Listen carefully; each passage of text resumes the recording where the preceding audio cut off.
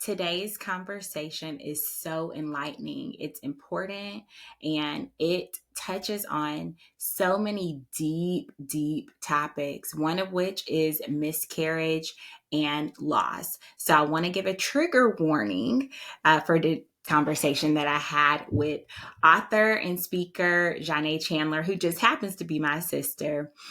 We go in depth on Joinne's journey after a miscarriage that catapulted her into becoming an author. If you or someone that you know has experienced a miscarriage, this is a conversation you're going to want to have. If you are not ready to deal with that and it is part of your journey, that is okay. I encourage you to pick up her book, Life After Loss, 30 Days of Hope for Moms Who Are Overcoming Miscarriages. It's a wonderful resource. I will link it in the show notes. But without further ado, get ready for a heartwarming conversation.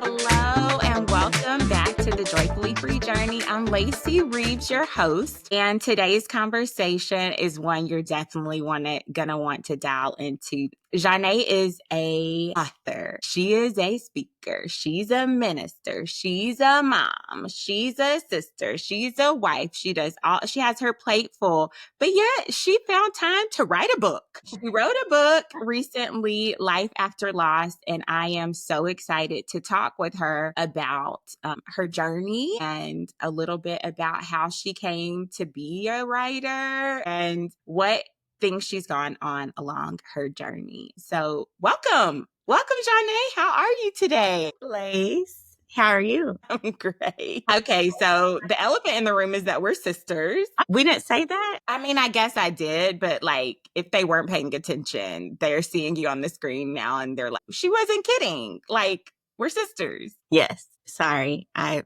blew the cover, maybe? Thank you. No, you didn't blow the. No, you're fine.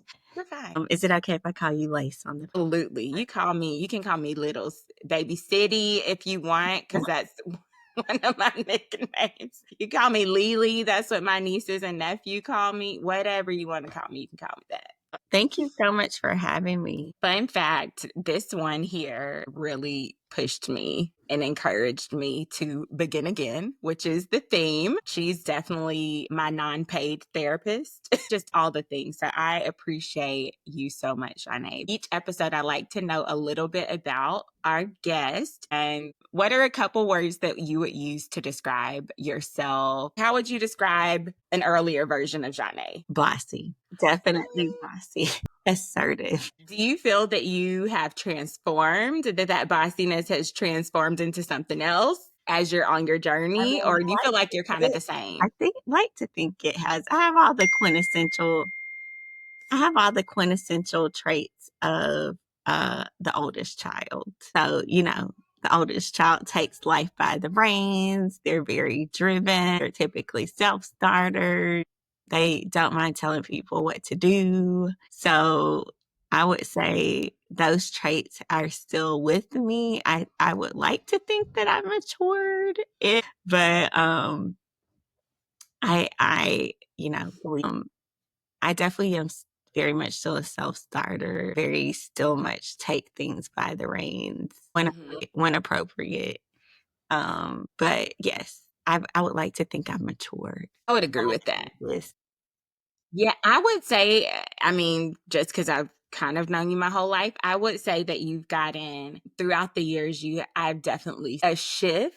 And maybe it's because of the journey that you've been on, definitely a shift in like inviting other people in, listening to feedback. Because yes, I mean, as a kid, we're just like, no. Like all of us are. I was the one in the family that was like just chilling, living my best life. With the tulips. Tiptoeing through the tulips and me being assertive was something I had to work on. So I think we had like our journeys have mirrored and I feel like we're here now. We can walk together on our journey. Anyway, but for those people who don't know much about your story at all, what are you passionate about, Joinne? Because we're not emphasizing what we do on this podcast. We are definitely emphasizing who we are and what makes us us. But if what we do comes into that, that's awesome. So, what are you passionate about? What makes your heart beat fast? I would say I am very passionate about encouraging moms and empowering women. My mission statement is really all about empowering women through life's transitions because innately as women, we have many transitions kind of built into our life cycle. There's the physical cycle that takes place, when we're early adolescents. There's transitions into, adult life. And independence. And then there's the transition if you get married, and then if you have children, and then when your children leave the home, and then when you go through menopause, and like all these built in transitions in our life that we have that are kind of baked into our biology, so to speak. And so with those transitions come a lot of emotional transitions as well. And so having witnessed many of those growing up and experiencing them now, I really think it's important to help empower women through those different life transitions. Absolutely love that. Wow, I was taking notes. We came out the gate. We said empowering women through life's transitions. Well, it makes sense because even as an older child of the two of us, you had to go through things before me. And of course, our journeys are very different. But yes, I have definitely seen you gracefully navigate transitions. Interesting story. Even though we were very close in the home, when we went to school, we just were like on these different paths, like just whew. I was determined to not be in my sister's shadow. I literally did everything. And I didn't really intentionally avoid you, but I just, You you were know, like, I'm on a mission. Lacey didn't want to come to Furman, first of all.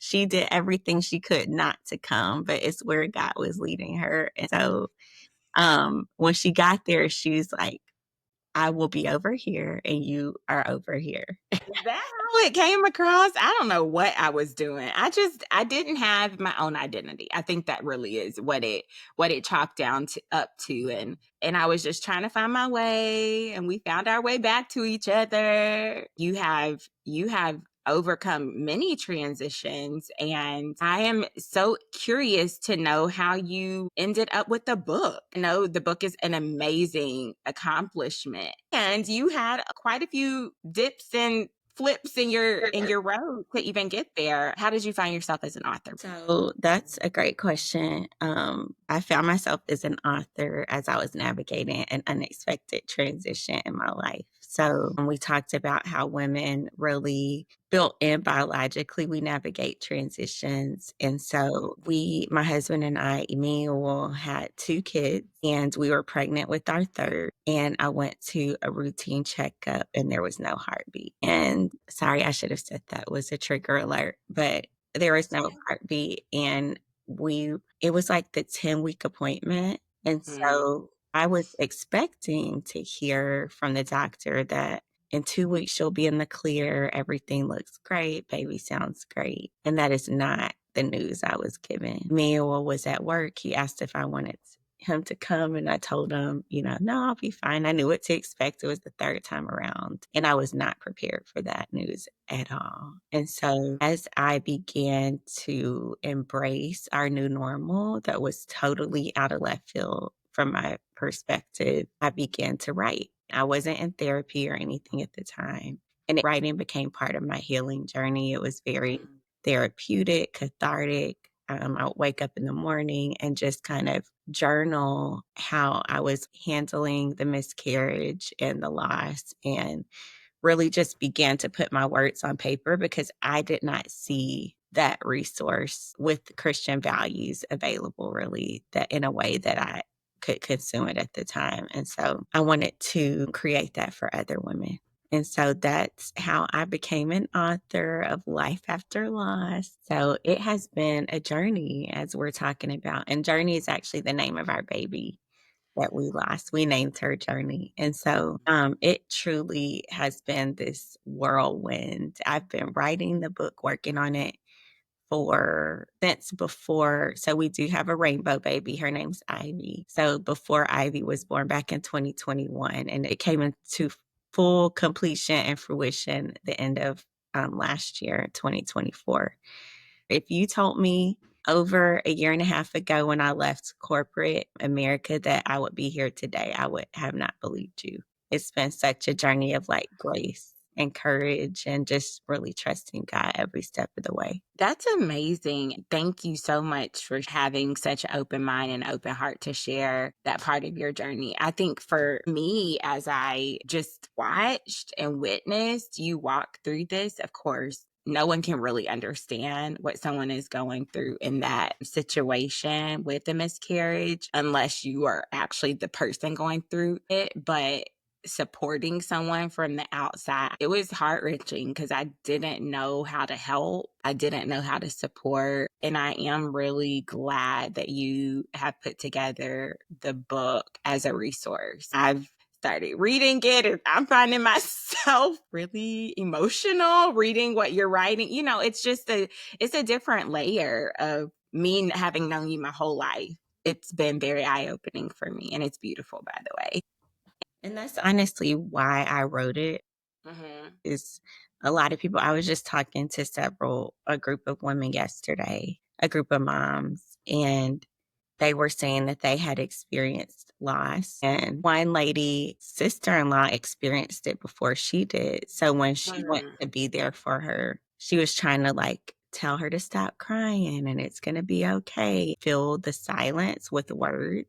Mm-hmm. And she said after she experienced loss on her own, she realized like how just someone's presence can be all that you need. And they don't even have to say anything. Silence really is sacred.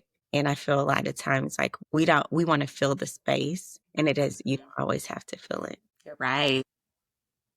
You were just there. You were present. You came and visited, played with the kids. You were just there for me to have a shoulder to lean on. And that meant so much during that time. I think we were all just trying to support, and you're right. We do not know what to say. When you're in that position to support someone, you do want to make it better, but sometimes making it better, what we think makes it better actually makes it more harmful. It was such a pivotal time, and I would say for me, watching you navigate those waters, even though I didn't know what all you were facing internally, seeing the tangible the tangible result of it in the devotional, it's like, and then also it allows us to have more grace and empathy for others who are finding themselves in a transition period, experiencing loss of different kinds. For sure. I wanted to back up a little bit because you mentioned um, your time in corporate America and then now pursuing writing at this juncture of your journey. I'm curious, when you were younger, were there dreams and passions that you had that you said, "Oh, I want to do this," or "I want to be this when I grow up"? Because sometimes those things really they stay with us, but then they just kind of transform a little bit as we go, we mature or go through different parts of our life. Like with younger Joinne, what would she think of where you are now? What did you see yourself as? So we were had a church meeting on last weekend, and there was like an icebreaker question, and it asked, "What did you want to be when you were younger?" And I wanted to be a teacher. That was like the very first thing I wanted to be. Created lesson plans. I like when we went to our grandmother's house in Mississippi, she was an English teacher. I would read her old workbooks and come up with lesson plans. Do you remember this? I created lesson plans during the summer when we would go to Mississippi, like science experiments and all sorts of stuff. That's what I wanted to be initially. And so now that I'm in this new space of, empowering women and encouraging women through content and books that I'm planning to write. It's everything that I've done up until this point is coming back in a different way. So I Yes. eventually wanted to be a teacher. Then I wanted to be a news anchor. I wanted to be a doctor before a news anchor. And then I landed with marketing. And then I got my master's. And so I like now it's all coming back in this beautiful way of empowering women. And so Yeah. I'm having to lean on all of it now as a team of one, Yes. not forever in Jesus' name. And Yeah. so yeah, that's kind of where I am. That's so interesting, because all of those things, you're right. You are utilizing all of those skills that you've picked up along the way in doing the very meaningful and very necessary work that you're doing right now. So I absolutely love that. Seeing your different versions of Joinne throughout the years has been encouraging for me. I shared with you when we spoke a couple weeks ago that you are a trailblazer, very much so in our family ecosystem. We're okay. So first of all, our mom is the goat. She's the goat. We had to give her flowers. Yes, The trenches. She she raised did. a single mom during our formative years. Like what, 4 to 13 or 12. But our dad has been in our life for a very long time. Hmm. But yeah, she's the real MVP. We wouldn't be where we are today without Andrea Fairley Montgomery. Yes, I agree. And I think that, there's a big, it's so funny. I did not realize that this was going to be included in my shot, but this picture above my head is all three of us plus Isabella when she was a baby. And it really is about legacy, right? So what you do within your family ecosystem, that really can carry with you. And what she imparted in us as we were younger really has carried with us in the best of ways. No one's perfect, but I love the fact that she spoke life over us and like really empowered us. I feel like we can do the work that we do because of her, because empowerment is definitely one of my cornerstones as well. Just speaking life. And everyone doesn't have that. And I realized we were just so blessed and so fortunate to have a mom that just spoke life over us. I mean, one time mom was telling me, you can be the president of the United States, you can be Miss America, and you can be a lawyer. I was like, Mom, I don't think I can do all of that. Actually, you can. Actually, somebody could be a lawyer, come Miss America, and maybe in the future become president. But that was not my path, clearly. But I just love that she spoke life into us. So Joinne used to want to be a teacher. I did not know And you that. know what? It wasn't until I did that icebreaker that I really like spent time thinking about it. Okay. Because there's other things I wanted to be since a teacher, but the teacher in me is what I've been leaning on lately with the book and work, Yeah. things like that. I love that. I'm trying to think of what I wanted to do. At one point, I actually wanted to be famous so that I could get on Dancing with the Stars and win. So I don't know how I am going to do And that. that's like so your personality. Lacey dance. I did. I was dancing through those tulips and I was just living my best life.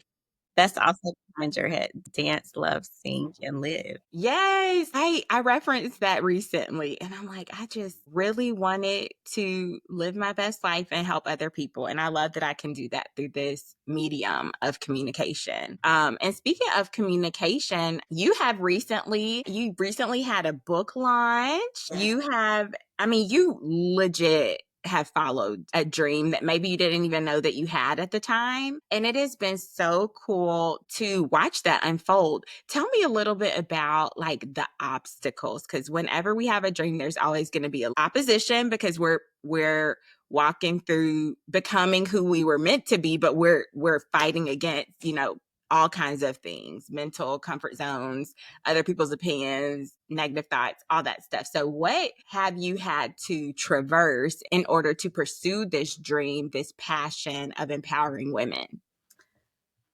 Okay, so on the path this new path of like encouraging and empowering women, I would say that there's been so many obstacles, to be honest, Lacey. But the first one that came to mind when you asked me that question was self doubt and fear. On this entire journey, like starting with me leaving corporate America, I'm a corporate retiree. That's what I call myself currently. And leaving corporate America and going on this faith journey of like, spending time with my family and my kids, being there for them and myself. And then the book, kind of being able to complete the book and launch it. I was not prepared for the self-doubt. I think in my mind, I thought that when the book launched, like that me just launching it would overcome any other fears I had. But on my personal journey, things I've been navigating are like self-doubt, feeling inadequate, insecurity popping up. And so the book and speaking to women is forcing those things out of my life. It's forcing me to every day overcome a fear I have and speaking my truth or sharing my story. And I'm in therapy. I strongly recommend it for anyone who could benefit from it.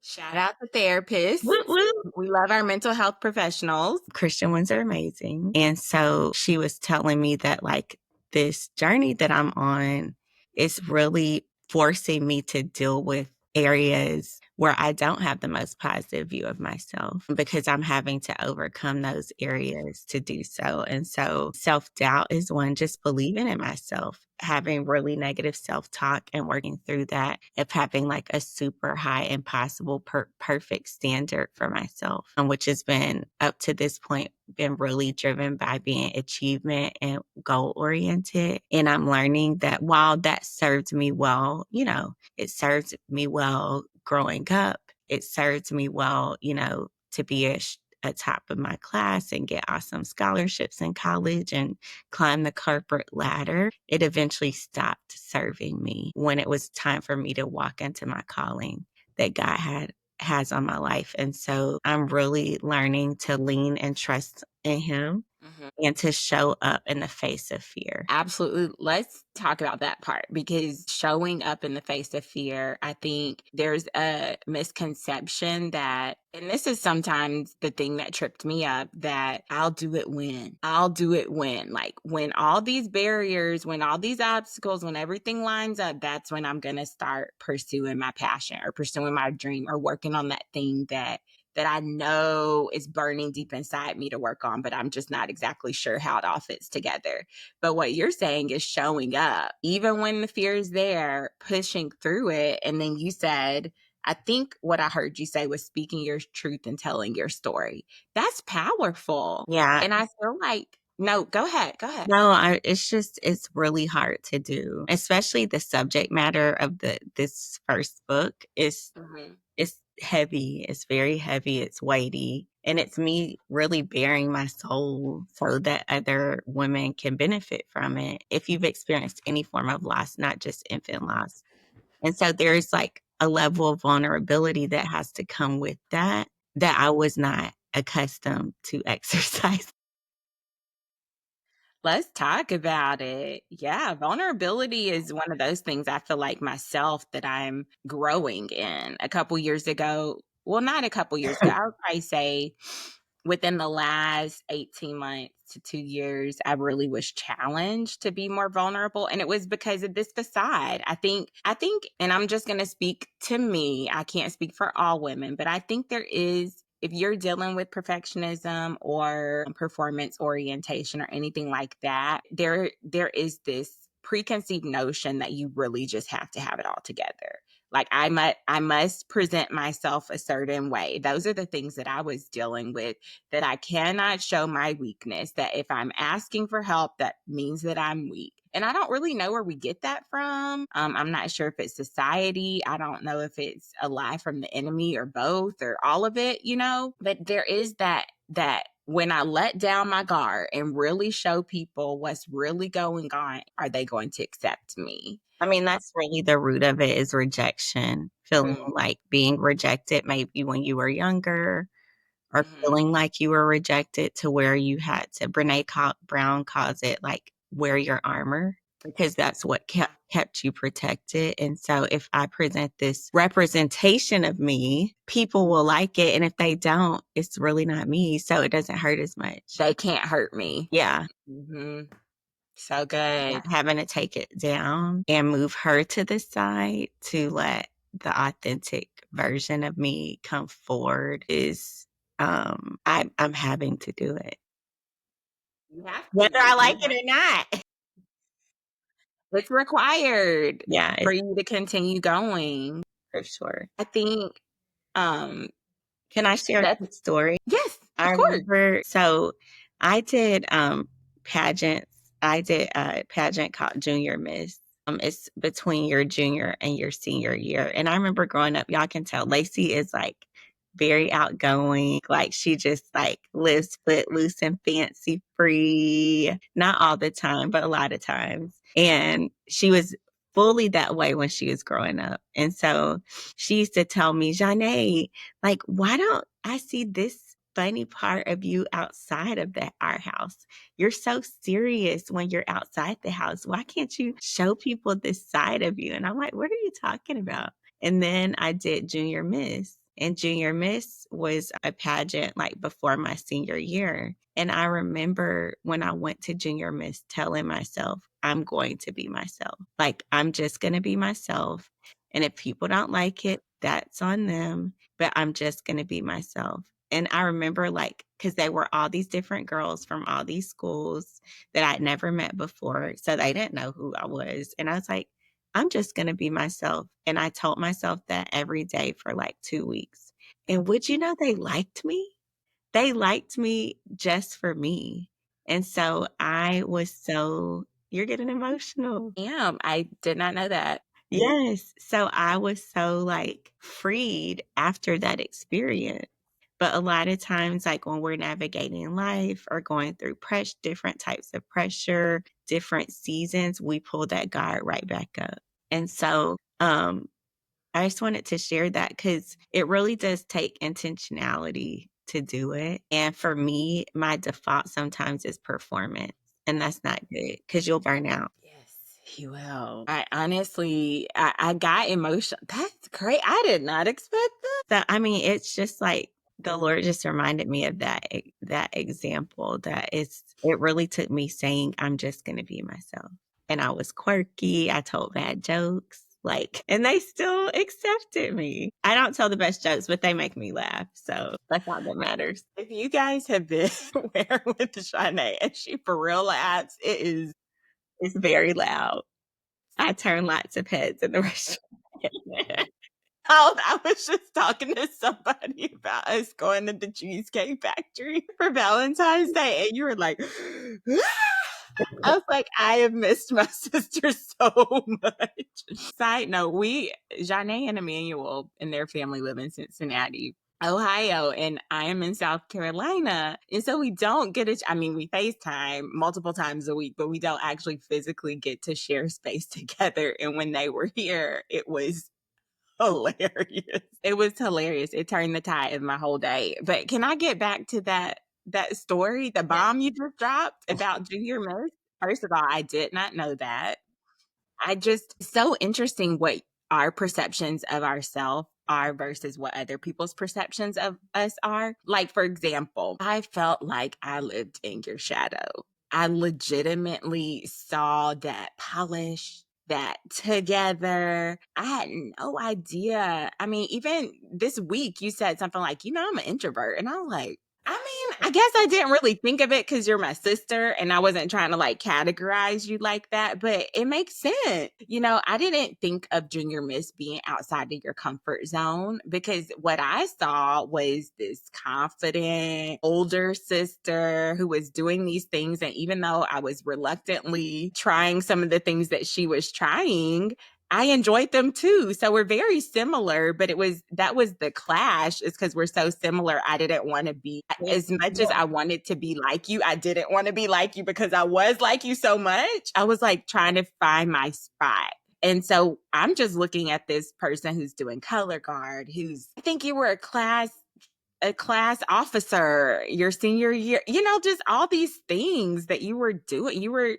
doing plays and you were doing like you were the student director. You weren't trying to be in the play. You were like trying to tell people what to do in the play. Like, no, do that. Stage left. She was Told you I was trying to be a CEO. She was trying to be a CEO in high school. That's what was happening. And so just hearing that strikes a chord with me because I never thought that at all. I mean, looking back, when we would go hang out in college, when we did hang out, we were like kind of a duo or a pair. And I never quite understood, like, why was she asking me to go to these places with her? Like, stop. Like, just go. If you want to go, go. I never thought that you would have been, I don't know. I don't Yeah, know. I mean, yeah, for sure. I present like a very confident person, but I do have a lot of insecurities too. Well, I think that is part That we're of the working on, but Yeah, it's my imperfections.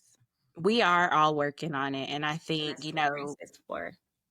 absolutely. That's one of the things I feel like for this particular dream that I'm pursuing. Like, no, I do not have the end goal mapped out. I do know that this has been on my heart for a while to do, but to what end, I'm not exactly sure. But I keep going back to, what would happen if I didn't do it? Mm. So when I was working with the life coach a few years ago, she asked me to imagine, because I deal with a lot of the perfectionism as well and procrastination, just getting overwhelmed. And so she asked me to imagine if you actually do the thing that you say you want to do. What would that look like? What would that feel like in a year? In 2 years, in 3 years, would you be able to, would it bring you joy? Imagine who you could impact, imagine who you could touch and in a positive way improve their life. Like, and what would you feel like about the work that you were doing? And I think sometimes we get so caught up with how hard it is. And I'm sure, I can only imagine. And we've had conversations of how challenging it was to get this book off the ground, to launch, to write, to dive back into those emotions, those very heavy emotions, to revisit this painful time and find the hope inside the pain. And so it's not easy moving forward in purpose and moving towards our dreams. But when we do it, it's like the best kind of way to expend our energy. I liken it to being like the best kind of tired. Like, I'm tired from recording and scheduling and editing, but it's the good kind of tired. Like, you did something meaningful. What would you say to that person who is struggling to take that next step or traverse the obstacle, whatever obstacles are in their way? To the person who is trying to take a next step and is being confronted with obstacles, either internal or external, because a lot of my obstacles are internal. I would say to take your time. I remember calling a good friend of mine who's an entrepreneur and like telling her kind of what I just shared, like what I was experiencing of like, I thought the fear would go away once I launched the book, but it's only gotten worse, like more magnified. I thought this would go away. And she said, Joinne, you have to look at yourself as the Lord is your CEO, like he's your boss because you're doing something he's called you to do. And what would he say if you didn't come to work today? She said, because ultimately you report to the Lord. And if you don't feel like showing up today, think about the people that won't be impacted by what you have to say. And so that's what I would suggest. I would say take your time. I would suggest writing out what your fears are and then begin like recording yourself speaking to the opposite of that fear and like reminding you who you are. I recently started recording myself so that I can Wow. play it back to myself when I get discouraged. And then find a friend, find an accountability partner, talk to the Lord about it, find someone who's strong in that area or who has gone through those challenges that you can talk to. For me, it was my friend who has been an entrepreneur, much longer than I have and deals with some similar insecurities. So it's, talking it out and then In therapy, it's called changing the narrative. So, like, if you say, oh my gosh, it's supposed to rain today and all of my plans are going to fall apart because I don't like getting wet in the rain. I don't like driving in the rain. I don't like playing in the rain. And I have like all these things to do. And then it's like, so the rain is your obstacle. Or you could say, I really don't like the rain, but what tools do I have to get through the rain? I have an umbrella. I have a rain jacket. I can maybe ride with a friend instead. And so, like, training your mind to think of the positive of like the story you're telling yourself so that you can begin to see like the possibilities of navigating over those obstacles instead of the limitations of the I love that.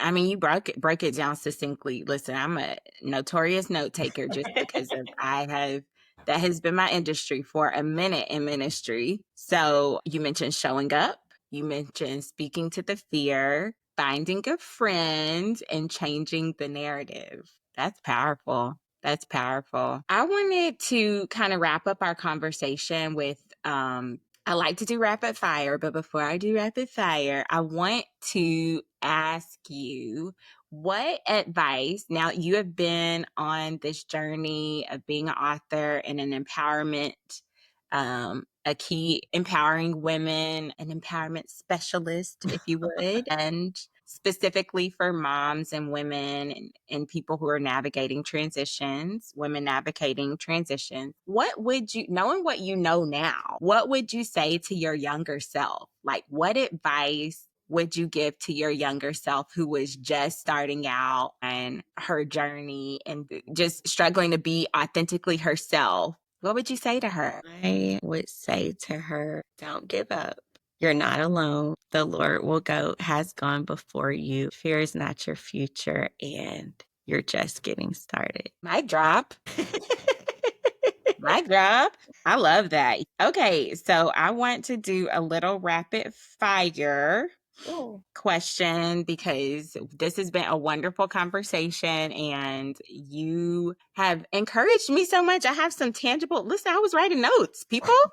I hope if you find yourself in a point of transition, I definitely recommend that you reach out to Joinne. I'm going to ask you in a second, Joinne, how people can reach out to you. But I would like to know 4 rapid fire questions. What is your favorite holiday? Christmas. Love it. And might I say, you are really great at decorating for Christmas. I appreciate that about you. What is one thing would you rather have the ability to fly or be invisible? Be invisible. Okay.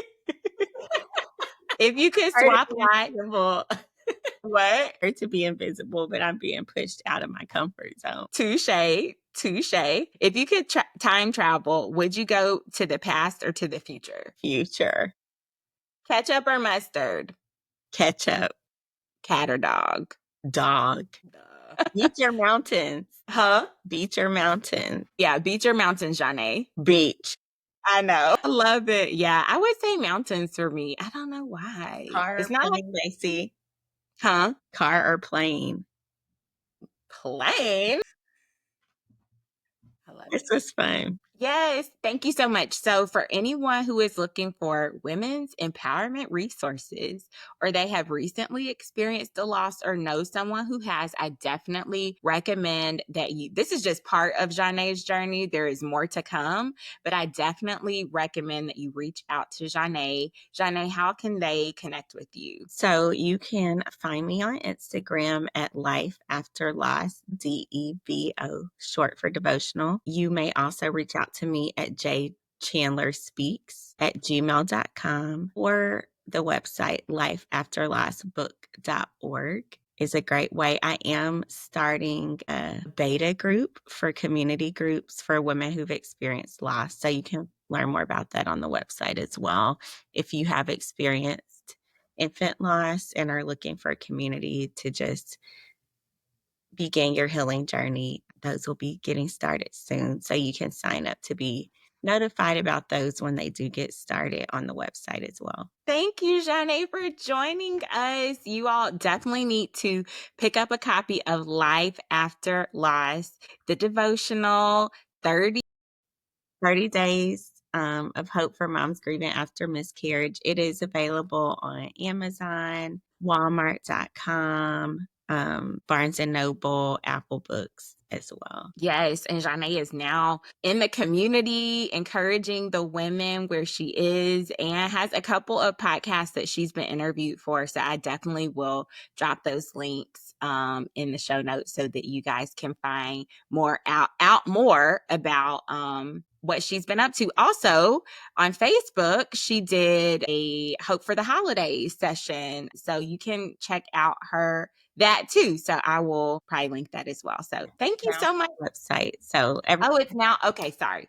It's now on the website. Okay, good job, sis. I love that. Well, thank you so much, Joinne, for joining us. And as always, everyone, I just want to encourage you to pursue joy, live authentically free, and have a great day. See you next time.